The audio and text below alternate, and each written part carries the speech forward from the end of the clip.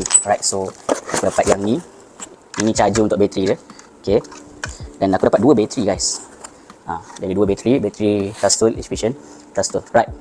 Not bad. So kalau korang tak nak tukar banyak kali bateri, belilah 2, jangan ambil 1 bateri kan.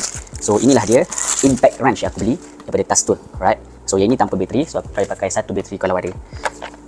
Nampak?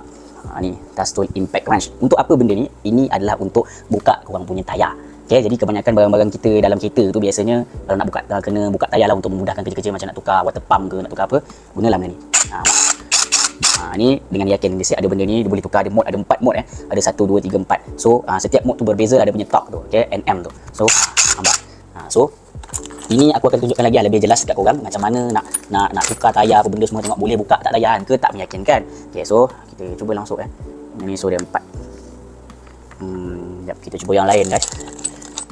Tu dia.